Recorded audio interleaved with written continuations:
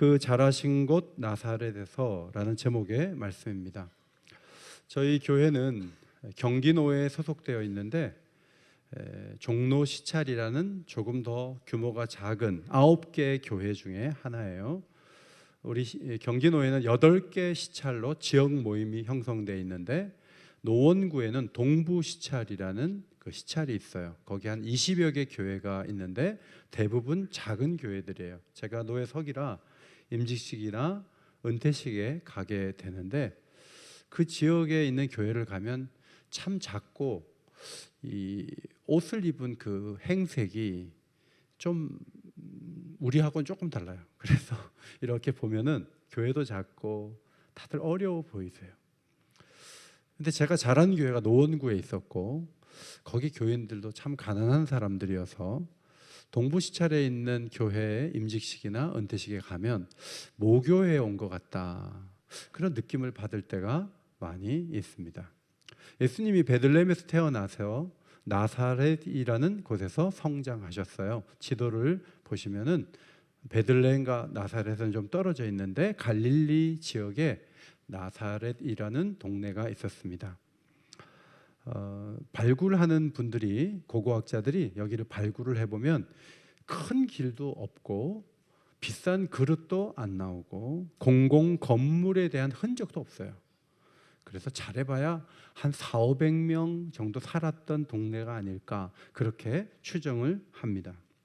예수님께서 공성의 초기에 세례를 받으시고 마귀의 시험을 이기시고 갈릴리의 여러 회당을 도시다가 이제 나사렛에 안식일에 회당에 가게 되셨다는 말씀이 오늘 본문 말씀이에요. 과거에는 청중이 되어서 말씀을 들었을 거예요. 그런데 이번에는 하나님이 보낸 선생으로서 또 하나님의 아들로서 자신의 고향 땅 회당에 들어가서 말씀을 받게 되었습니다. 16절, 늘 하시던 대로 회당에 들어가사 그랬어요. 늘 하시던 대로. 과거에도 안식일에는 회당에서 예배를 드렸고 공생의 사역을 시작하면서 예수님은 안식일에는 회당에 들어가셨어요. 예수님은 완전하신 분이시고 회당은 사람의 모임이기 때문에 여러 가지 문제가 많이 있었겠죠. 그러나 문제가 많아 보이는 회당에 이번에도 들어가셨습니다. 이따금 교회가 문제가 있어서 나는 예배 그냥 혼자 드리고 무교회주의자처럼 교회와 단절돼서 사는 분들이 있는데 그분들의 이유는 철저히 남에게 있어요. 그렇다면 예수님도 회당에 들어가지 않을 이유가 많이 있지만 늘 하시던 대로 안식일에 들어가셨다, 이 부분을 유념하면서 예배가 우리 인생의 중요한 목표고 또 우리의 삶에 자리 잡아야 할 중요한 헌신이 되어야 된다는 것을 마음속에 새기게 됩니다. 해당 예배 순서는 10명만 있으면 해당을 세웠는데 먼저 신명기 6장 4절로 9절 이스라엘아 들으라 하는 이 유명한 쉐마, 이 말씀을 암송을 함께 해요. 우리가 사도신경 암송하듯이.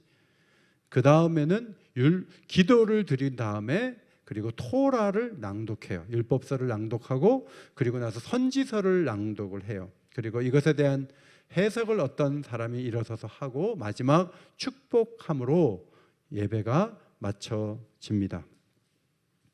예수님이 과거에는 목수의 아들이 되어서 청중으로 참석했던 회당에 가서 오늘은 말씀을 읽는 거죠. 성경을 낭독하고 해석하는 역할까지 할 때 사람들이 오늘은 오랜만에 목수의 아들이 나타나가지고 성경을 다 낭독하네, 어리둥절했을 것입니다. 나사렛 회당은 대부분의 회당과 마찬가지로 모든 이 구약 성경을 다 두루마리로 가지고 있지는 못했을 거예요. 그러나 이사야서라는 두루마리를 이들은 구비하고 있었고 그것을 예수님께 건네자 예수님께서 자기가 원하시는 이사야서 61장 말씀을 찾으시는데 성경을 찾듯이 이렇게 종이로 찾는 게 아니고 양피지에 적혀있는 두루마리에다가 말씀을 적었기 때문에 이 둥근 것을 계속 펼쳐가면서 찾아내셨을 거예요. 재직 세미나에서 들은 대로 성경의 장 구분은 1204년 스티븐 랭톤이라는 사람에 의해서 1장, 2장, 3장 이렇게 성경이 구분됐고 절구부는 1551년에 로버트 스테파누스라는 스페인 사람의 프랑스 사람에 의해서 이 일이 이루어졌어요. 예수님 때는 당연히 몇 장 몇 절이 없죠. 그러니까 예수님은 어떻게 보면 한참 61장 1절 2절에 해당되는 말씀을 찾느라고 시간이 꽤 걸렸을 거예요. 16절로 21절은 먼저 예수님이 나사렛의 회당에 들어가서 자신이 누구인지를 설명하신 말씀인데, 그가 읽었던 18절 19절은 이사야서 61장 1절 2절 말씀에 해당되는 것입니다. 앞에 보시고 함께 합독하겠습니다. 시작. 주의 성령이 내게 임하셨으니 이는 가난한 자에게 복음을 전하게 하시려고 내게 기름을 부으시고 나를 보내사 포로된 자에게 자유를, 눈먼 자에게 다시 보게 함을 전파하며 눌린 자를 자유롭게 하고 주의 은혜를 전파하게 하려 하심이라 하였더라. 이 말씀은 바벨론에서 포로 생활을 하다가 돌아올 때 내가 너희들에게 참 자유를 주겠다 하는 하나님의 예언적 약속이에요. 동시에 레위기 25장에 나오는 희년의 선물을 주시겠다는 약속이기도 합니다. 희년 규정을 보면 땅을 경작하지 않아요. 77이 49, 7년마다 안식년에 땅을 쉬어야 되는데 7번째는 2해를 땅을 쉬게 하는 거예요. 왜냐하면 그 다음에 50번째 되는 해는 희년이기 때문에 그래요. 빚을 탕감해줘요. 노예를 풀어줘요. 이것이 희년의 규정입니다. 바벨론 포로에서 돌아왔는데 이사야서의 말씀대로 희년의 규정대로 이스라엘 백성들은 참으로 자유를 누렸는가 했을 때 그렇지 못했어요. 또 다른 지배와 억압이 이어졌어요. 그러면 이사야서 말씀은 빗나간 것인가? 그렇지 않아요. 이 말씀의 초점은 메시아가 오면 일어나게 되는 변화에 대한 규정이다, 이렇게 보는 거예요. 그래서 예수님은 바로 이 부분을 이루기 위해서 자신이 왔다는 것을 나사렛 회당에서 말씀을 읽음으로 드러내신 것을 보게 됩니다. 주님은 정치적, 사회적 구원이 아니라 죄사함과 함께 시작되는 구원을 선포하기를 원하셨습니다. 성령의 도우심으로 갇힌 자를 자유롭게 하고 눈먼 자를 다시 보게 하며 뒤틀린 것을 바르게 하기 위해서 주님은 오셨습니다. 주님은 세례를 받으실 때 성령이 비둘기같이 임하는 것을 경험하시고 이제 나사렛 회당에서 3가지 사역에 대해서 말씀을 하시는 것입니다. 첫 번째로 포로된 자에게 노임을, 따라합시다. 포로된 자에게 노임을. 바벨론에서 포로로 있다가 돌아온 그것만을 의미하는 것이 아니고 영적으로는 귀신의 지배를 받고 있던 사람이 귀신의 지배를 받지 않는 거예요. 운을 믿었고 어떤 강력한 영을 믿었던 사람들이, 조상신을 믿었던 사람들이 거기서 노임을 받고 참되신 하나님 앞에 자신의 모든 것을 맡길 수 있는 풍성한 자유를 누릴 수 있도록 하기 위해서 주님이 오신 거죠. 교회 다니기 전에는 이사 날짜도 겁이 나서 함부로 못 잡고요. 결혼 날짜도 신랑 신부가 잡아야 되는데 이상한 사람한테 가가지고 어느 날 결혼하면 좋으냐, 좋은 날 나쁜 날 거기에 매여서 살았는데 이제는 우리는 그렇지 하지 않죠. 이사를 언제 합니까?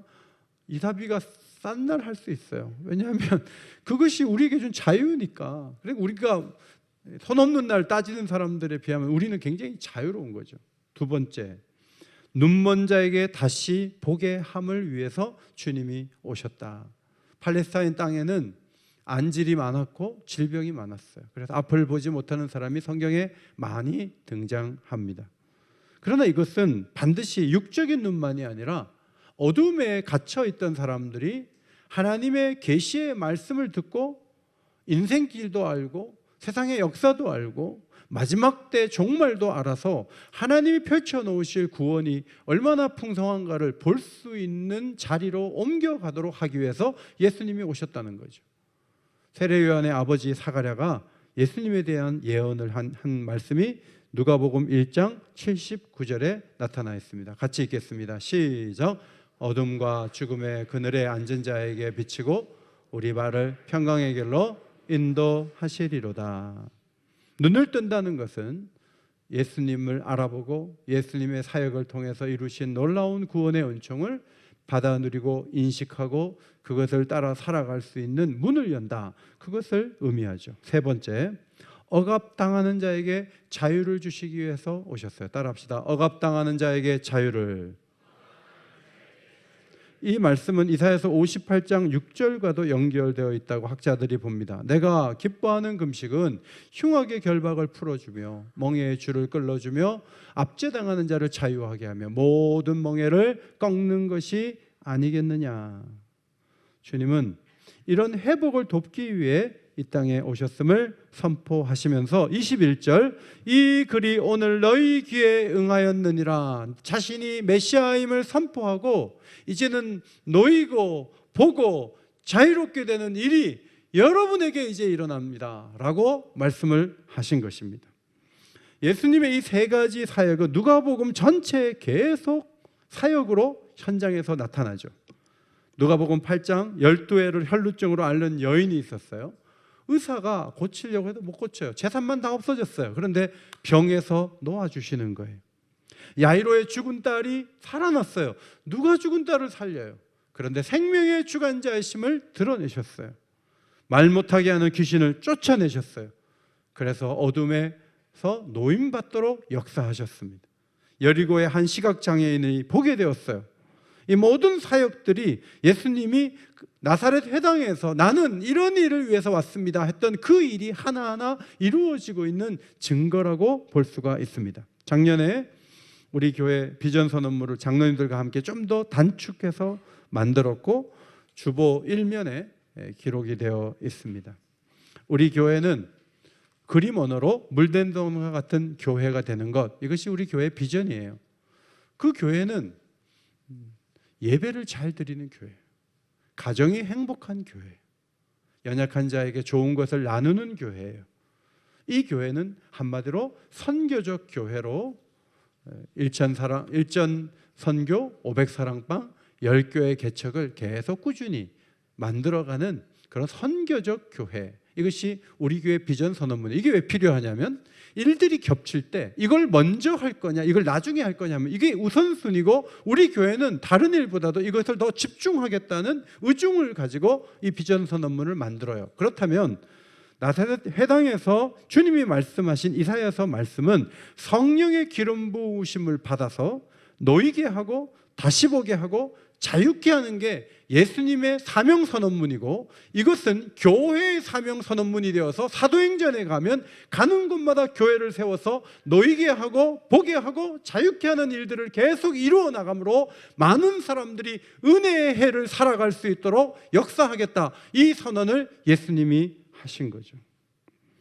여러분, 왜 나사렛 땅에 가서 이 선언문을 말씀하십니까? 예루살렘 같이 큰 도시 가가지고 내가 이런 일을 위해서 왔다 하고 예루살렘에서 막 기적도 보여주고 하면 되지, 나사렛에 가서 왜 했겠어요? 이유가 뭐예요?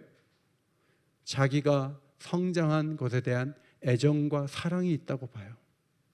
거기 가면 요셉의 집에 예수가 왔네, 그 어머니는 마리아고 동생들의 이름도 우리가 아는데, 아니 이 사람이 이렇게 위대하게 되어서 우리와 함께 하나님의 거룩한 메시아 사역을 함께 일구어 가자고 우리 동네에 와가지고 얘기를 하네. 우리가 힘을 모아서 이분과 함께 하나님의 의를 이루면 좋겠어. 예수님이 원하시는 반응은 그런 거였을 거예요. 그런데 사람들의 반응은 처음에는 은혜로운 말에 놀랐어요. 경탄했어요. 그러나 그들의 입에서 이런 말이 흘러나와요. 이 사람이 요셉의 아들이 아니냐. 이 사람이 요셉의 아들이 아니냐. 이 말은 네가 뭔데? 네가 뭔데 우리한테 그런 말을 해? 네가 어디 가서 공부를 했어? 니네 아버지 어머니를 우리가 다 알고, 너는 이 촌동네 나사렛 사람인데 네가 뭔데 그런 말을 해? 라고 사람들이 반응을 한 거예요. 냉담했습니다. 오래전에 요셉이 형들의 시기와 미움을 받아서 팔려간 것처럼, 다윗이 아버지에게도 인정받지 못하고 양을 쳤던 그런 대상이 되었던 것처럼, 예수님 또한 나사렛 사람들에게는 그저 목수의 아들에 불과한 존재로 냉대를 받았습니다.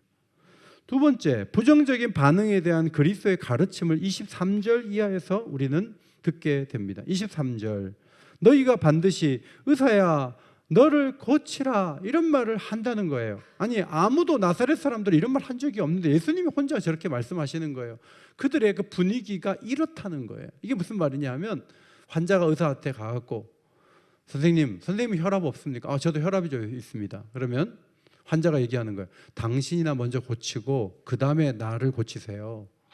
의사가 돼가지고 자기 몸도 못 고치는 사람이 누구를 봐준다고 해요? 당신이 당신의 병을 고치면 내가 당신에게 의료 행위를 통해 도움을 받을 수 있을지 없을지 제가 한번 생각해 볼게요. 자, 이런 얘기를 나사렛 사람들의 태도에서 예수님은 읽는다고 하시면서 가버나움에서 기적을 일으킨 것처럼 나사렛 땅에서 기적을 막 일으키면서 뭔가 외적인 굉장한 것을 가지고 자기를 좀 입증하라고 하는 그런 분위기에 대해서 예수님은 불편하다 그런 말씀을 지금 하고 계십니다. 사실 이것은 십자가 위에서 또 한 번 이런 요구가 있었습니다. 누가복음 23장 35절에 관리들은 비웃어 이르되 저가 남을 구원하였으니 만일 하나님의 택하신 자 그리스도이면 자신도 구원할지어다. 자, 구원자가 십자가에서 피를 흘리고 못 박혀 있어요. 여러분 그런 구원자를 누가 원하겠어요? 칼을 차고 묶어도 그걸 풀어내면서 굉장한 힘을 가지고 움직이는 그런 장군을 원하는 것이지 아무 힘도 없이 그냥 달려있는데 밑에 있는 관리들이 말하는 거예요. 야, 누구에게 구원한다고 하지 말고 너부터 구원해. 너부터 거기서 내려와 라고 하는 관리들의 얘기를 주님이 듣고 계셨어요. 여러분 이 세상은 능력을 보여야 살아남는 세상이에요. 그죠? 자, 회사에서 충분히 돈을 못 벌어줘요. 우리 직원이. 그러면 퇴사를 시켜야 되는 대상이 되는 거예요. IMF 어려운 체계 속에서 직장을 잃은 남편들 가운데 이혼을 당하는 남편들이 있었어요. 아니 돈을 못 벌어와? 아니 나라가 아무리 어려워도 당신이 아무것도 안 벌어오면 난 당신하고 살 수 없어. 이런 부인들이 있었단 말이죠. 프로야구 선수들이 3할 5푼 때는 연봉을 받을 수 있지만 1할 6푼을 때린다. 그러면 팀을 옮겨야 돼요. 프로야구 선수만 그렇지 않아요. 여러분이 지금 얼마나 경쟁하며 자신을 입증하지 않으면 살아남지 못하는 세상에 있는가를 저는 잘 알고 있어요. 나사렛 사람들도 그거를 원한다는 거죠. 그런 이사야서 말씀을 낭독하지 말고 너 자신이 대단하면 대단한 증거를 좀 보여라고 요구한 거예요. 마가복음 13장 58절에 그들이 믿지 않음으로 말미암아 거기서 많은 능력을 행하지 아니하시니라. 예수님은 도대체 자신의 능력을 왜 입증해 보이지 않습니까? 자, 이 부분을 잘 알아야 돼요. 그래야 신앙이 뭔지도 마음에 새길 수 있어요. 저는 어제 금방 말씀드린 대로 노원구 광운대학역 근처에 있는 교회에 은퇴식에 갔다 왔어요. 그 광운대학역은 과거에 성북역이었어요. 제가 동네에서 이렇게 중랑천을 건너는데 이제 다리가 없었어요. 이 다리가 없어가지고 배가 하나 이렇게 끈을 이렇게 해갖고 그걸 타고 건너가지고 30번인가 그 상신운수 그 버스를 타고 성북역에 내려서 이제 학교를 다녔어요. 그러니까 제가 어제 갔던 곳은 제가 어릴 때 그 전철을 타러 갔던 1호선 전철을 타러 갔던 그 지역이에요. 바로 그 교회가 역 근처에 있더라고요. 그래서 가다가 혹시나 해서 주차장이 있는지를 그 교회 아는 분에게 물어보니까 주차할 데가 없다는 거예요. 주차장이 아예 없다는 거예요. 그래서 좀 위로 올라가면 좀 7분 정도 걸어 내려오면 되는 거리에 언덕에 주차를 하라는 거예요. 근데 어제 내부순환로가 너무 막혀가지고 잘못하면 늦겠더라고요. 딱 들어가면 좋은 시각인데 또 차를 가지고 올라갔어요. 올라가고 주차를 하고 내려왔는데 보통은 목양실에 다 모여가지고 인사를 하고 교회로 이렇게 예배 직전에 이동을 하는데 벌써 예배실에 거기 순서 맡은 분들이 다 와 있는 거예요. 양쪽을 보니까 목사님의 책들이 쭉 있어요. 30년 동안 본 책들이 거기 다 있어요. 그러니까 목양실이 따로 없는 거예요. 주차장도 없고 목양실도 없는 거예요. 성가대원들이 딱 5명이었어요. 굉장히 작고 초라한 상태에서 은퇴식을 거행해요.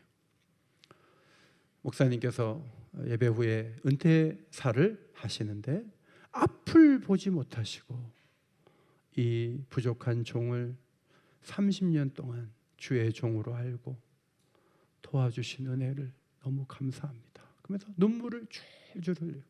성도들도 여기저기서 막 우시는 거예요. 저는 참 슬픔이 있더라고요. 야, 참 이제 떠나시니까 마음이 아프시겠구나. 그리고 이제 식사 자리에 갔는데 그 동부시찰 목사님들이 이 목사님이 굉장히 훌륭한 분이라는 거예요. 정말 양들을 사랑하고 오전 내내 기도하시고 이분이 정말 귀한 분이라고 이야기를 하는 것을 들으면서 참 이 교회가 좋은 교회구나, 주님이 기뻐하시는 교회구나, 이제 그런 생각을 했어요. 그런데 식후에 또 이야기를 들어보니까 무슨 얘기를 하면, 제가 주차를 했던 그 교회, 저 언덕 위에 있는 굉장히 넓은 지역인데 지금 광운대학 옆에 전부 아파트가 들어서서 거기는 아파트 2동은 넣을 정도로 터가 넓어요. 제가 보기엔 1000평도 넘는 큰 땅을 갖고 있는 교회예요. 근데 조금 허술해 보이긴 했어요. 그런데 그 교회는 이전에 있던 목사님께서 아예 교단을 만들어서 총회장을 했던, 리더십을 보여줬던 교회예요. 근데 이분이 은퇴를 하고 나서 교회 2그룹으로 나눠서 지금까지 싸움을 하느라고 아무것도 못하고 있다는 거예요. 그래서 제가 그 얘기를 듣고 주차를 한 곳에 가서 차를 빼는데 얼마나 교회가 황량하고 낡아 보이는지, 얼마나 안타까운지 마음에 좀 많이 느낀 점이 있었어요. 나사렛에서 자신을 입증해 보이려 하지 않았던 예수님, 기적을 보여주면 다 따라올 텐데 왜 기적을 보이지 않고 나를 믿으라 하지 않고 하지 않았을까? 이유가 뭘까? 묵상하는 중에 발견하는 것은 누가복음 4장에 예수님이 시험을 당하실 때 마귀도 그런 요구를 했어요. 마귀가 뭐라 그랬죠?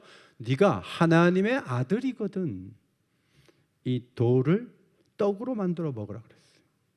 예수님이 그래 나 하나님의 아들이야 하고 돌을 딱 드는데 이게 떡이 돼버렸어요. 그러면 사람들이 박수치고, 예수님이 광야에서도 사람들 불러가지고 자기가 하나님의 아들인 걸 입증할 수 있잖아요. 그렇게 하지 않아요. 어떨 때는요, 입증하라고 하는 게 마귀적 요구예요.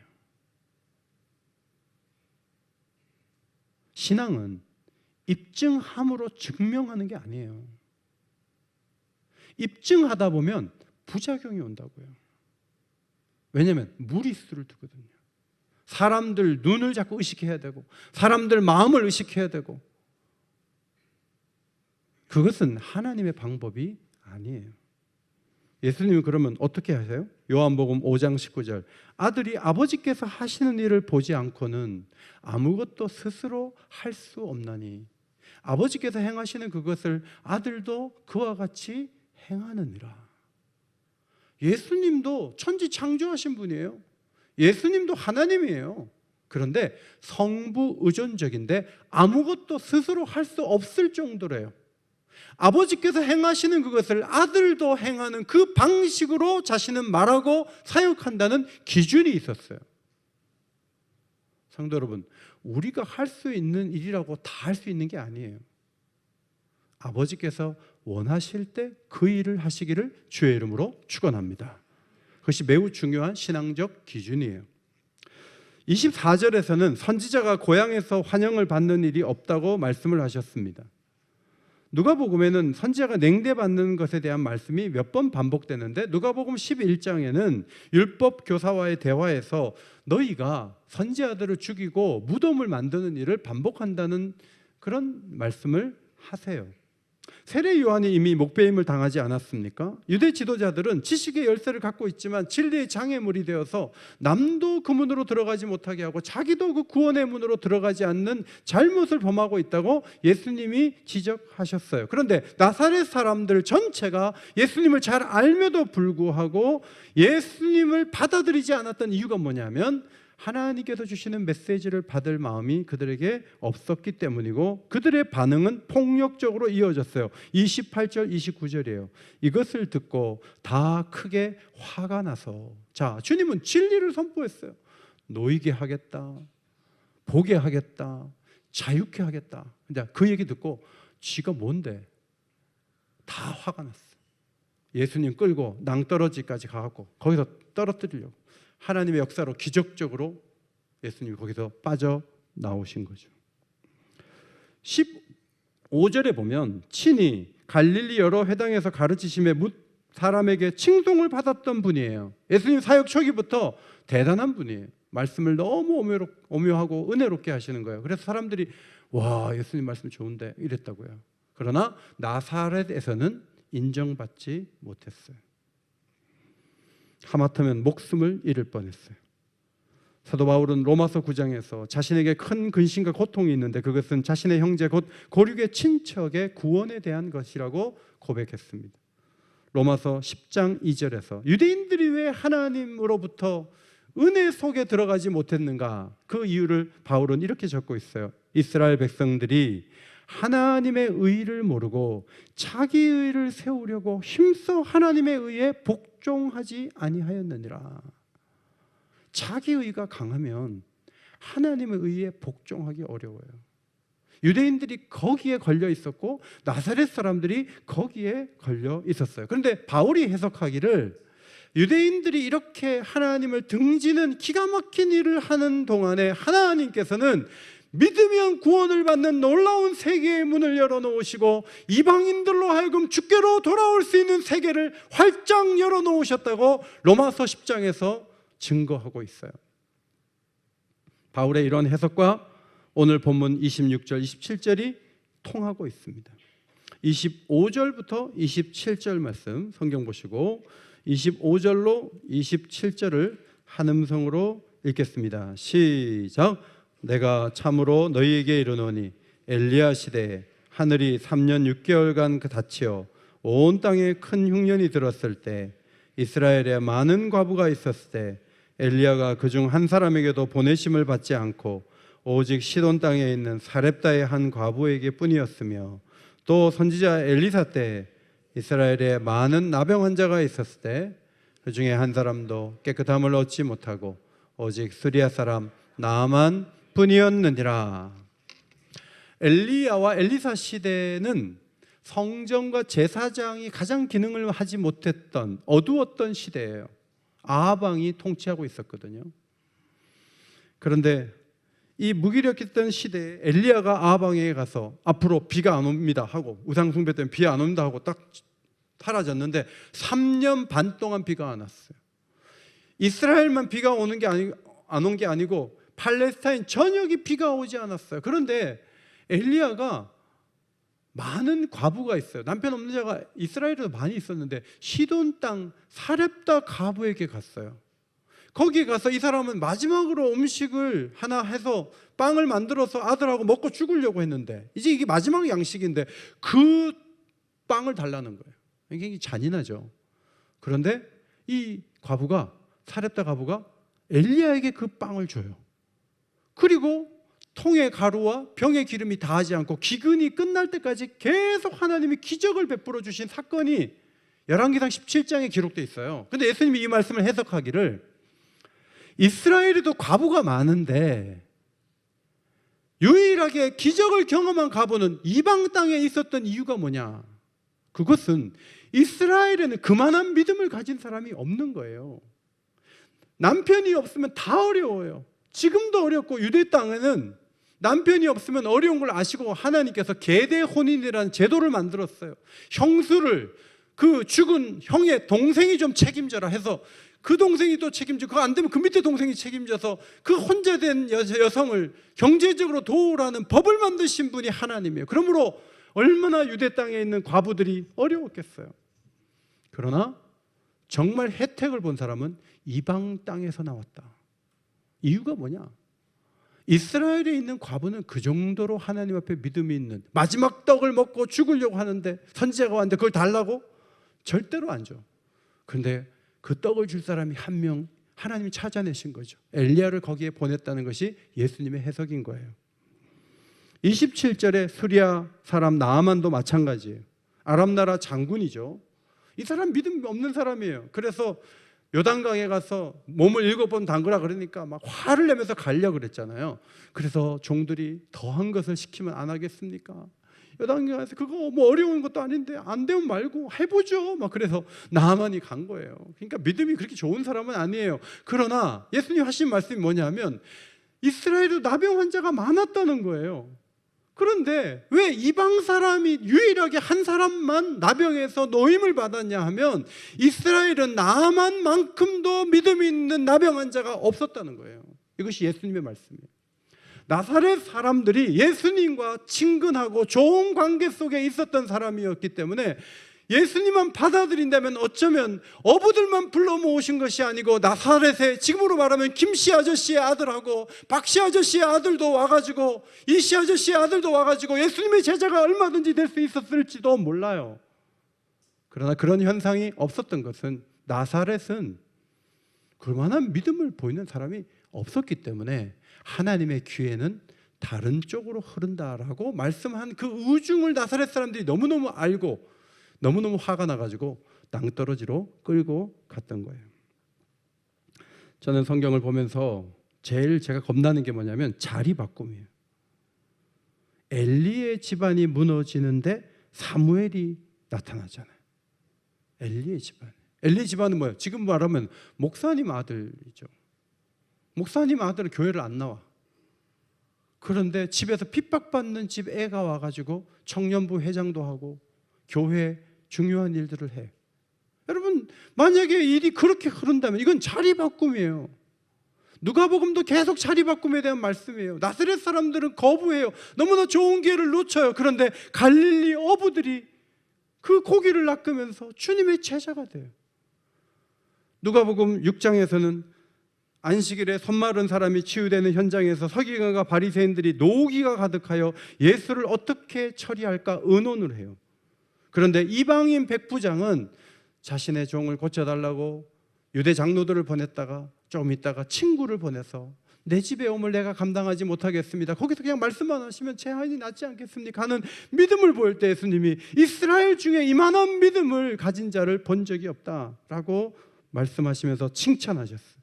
누가복음 22장에 남자 제자들은 주님 앞에 큰 소리만 치고 주님이 외롭고 힘들 때 다 도망쳤어요.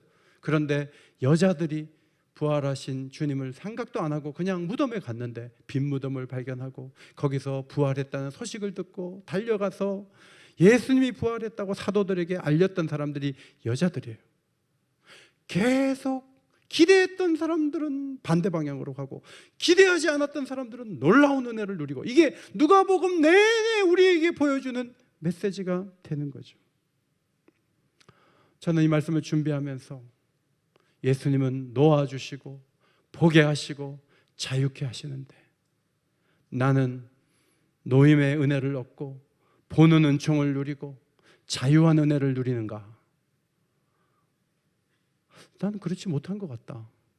그런 생각이 들어요. 목사라 해도 행복하게 목회하지 않으면 새 가족의 행복만도 못하면 새 가족보다 못한 삶을 살고 있는 거예요. 여러분이 교회를 오래 다녀도 교회 생활에 기쁨이 있고 은혜가 없으면요, 그건 정말 힘든 문제예요. 문제는 주님은 놓아주시고 자유케 하시고 보게 하시려고 이 땅에 오셨고 성령을 부으셨고 교회를 세우셨고 우리에게 행복한 교회 생활을 보장하셨지만 우리 스스로가 나사렛 사람들의 생각처럼 제동을 걸고 선을 긋고 이것도 아니고 저것도 아니고 계속 그렇게 가면 우리 스스로가 행복하지 않은 거예요. 기쁨이 없는 거예요. 오늘 나사렛 사람들의 모습을 보면서 여기서 우리 자신을 발견해요. 그리고 주님을 환대하고 손을 벌려서 기쁨으로 주님 앞에 다가섰던 위대한 인물들을 또 누가복음을 통해서 우리는 보게 될 거예요. 그들은 예외적인 사람들이 너무너무 많았다 하는 것이죠. 성도 여러분, 그리스도의 영이신 성령께서 여러분에게 오셔서 묵상을 통해 말씀해 주시고 손을 내미시고 여러분에게 이것 좀 하자, 이렇게 하면 얼마나 좋을까 하실 때 거부하지 말고 그것을 알아차리고 이걸 내가 이걸 해야 되겠구나 하고 움직이고, 그래서 이 부흥의 물결, 은혜의 물결을 타가지고 어떤 권사님 저한테 목사님 저는 주일 예배 너무 기다려지고 교회 가는 게 너무 행복해요. 저는 옥인교회 식구인 게 너무너무 좋아요.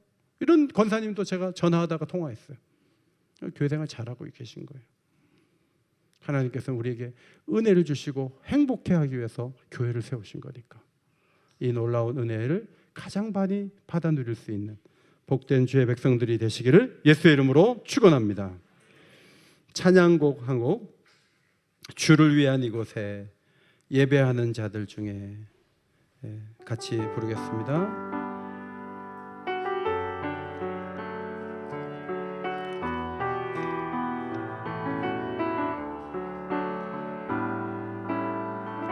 주를 위한 이곳에 예배하는 자들 중에 주가 찾는 이 없어 주님께서 슬퍼하시네. 주님이 찾으시는 그 한 사람 그 예배자, 내가 그 사람 되기 간절히 주께 예배하네. 주은혜로 주은혜로 이곳에 서 있네. 주 임재에 엎드려 절하네. 그 어느 것도 난 필요 없네. 주님만 경배해. 주은혜로 이곳에 서 있네. 주 임재에 엎드려 절하세. 그 어느 것도 난 필요 없네. 주님만 경배해. 바울이 빌립보서를 감옥에서 썼어요. 그런데 스스로 만족한다라고 말했어요. 그렇게 기록했어요. 그리고 자기를 배우라고 그랬어요.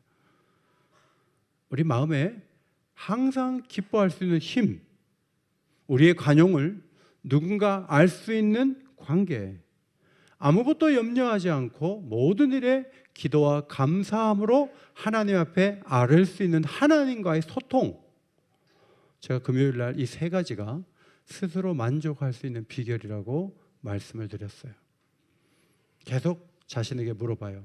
이은호 목사, 너 기뻐? 네가 지금 관용하는 마음이 있어? 너 감사함으로 하나님께 기도해? 이 부분이 약해지면 절대로 만족할 수 없어요. 뭘 해달라는 거 다 해줘도 절대 만족할 수 없어요. 나사렛 사람들에게 이 부분이 다 무너져 있었고 유대인 전체가 무너져 있었어요. 신앙생활을 오래 하면서 이 부분이 작동이 잘 안 되면 열심히 해요. 그런데 점점 더 화가 나게 돼요. 점점 더 예민해져요. 그리고 예배 시간에 노래하지 않아요. 입 딱 다물고 있어요.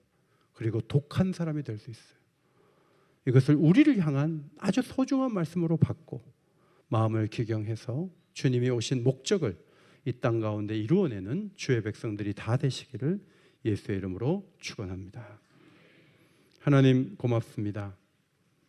나사렛 사람들이 기준 이하의 모습을 보이지만 그러나 엄밀히 말하면 목회를 하는 저 또한 오래 믿은 우리 또한 예수님이 원하시는 일을 환대하고 기뻐하기보다는 우리가 원하는 그 일을 하기 위해서 부단히 노력하고 움직이고 공을 들이고 그것이 우리의 모습임을 고백합니다.